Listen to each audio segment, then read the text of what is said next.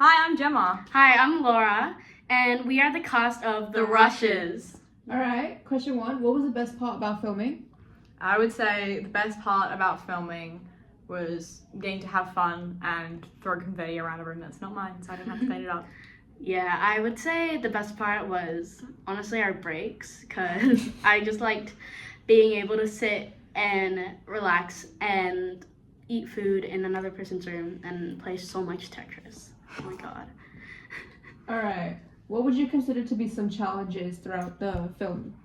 I would say challenges was time management. Not that we didn't have like our time managed, but just trying to fit everything in to 2 sessions. And also the cleaning up between scenes where we were throwing around the confetti, because that was really time consuming to clean up, and that took us triple the time it did to film the scene. Yeah, honestly, it was definitely cleaning up and then time management, because even though we had like two 7-hour sessions, we still found ourselves running out of time. And we really didn't want to go back and film for another 7 hours. So we really locked in on our last session to get it all done. Yeah. Alright, third question. What was the filming process behind the movie The Rushes? It was 2 7-hour sessions filmed at Savannah's house, where we essentially crammed our entire film in to those 2 Sundays. We shot in chronological order, just for keeping track of everything's sake. And yeah, we filmed with your camera.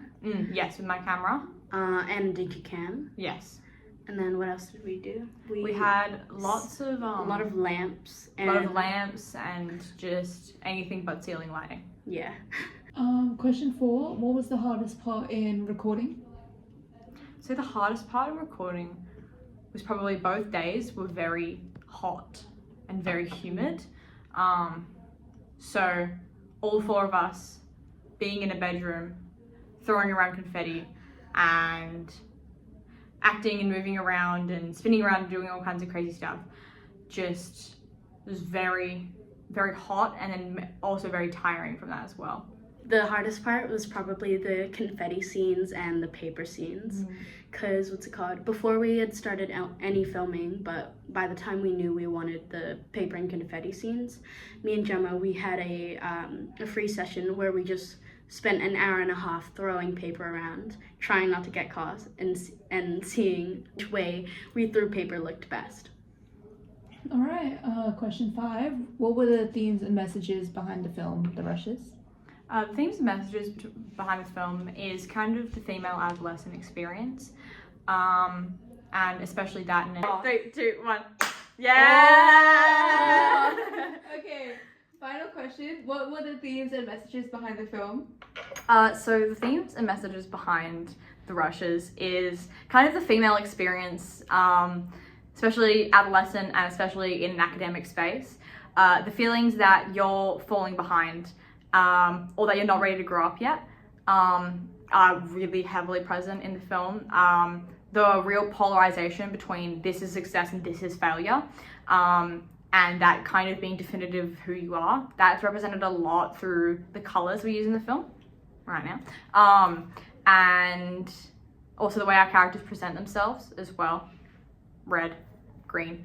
But yeah, so the themes are the female adolescent experience, female adolescent academic experience, success and failure, and kind of the idea of just trying to escape it all, trying to like feel for and go back to a time where that wasn't so important in your life and it wasn't definitive of who you are. Like a lot of our generation can relate to this right now, because uni is coming up, people have to think about their futures, people are moving schools, and I feel like I wanted this film to be able to speak to that kind of people who are dealing with that right now. Yep. Is that Pretty it? good, yeah. Go watch our film in cinemas Boxing Day. Woo! You should all play RuPaul's Drag Race Superstar. It's an amazing game. I'm not lying. Go. Hi, I'm Ira, I'm Savannah. and we were the film crew for The Rushes. How would you guys describe the filming process? I'd definitely say it was a very collaborative sort of thing. Even though the actors definitely had their own roles to play, they were still very helpful with us.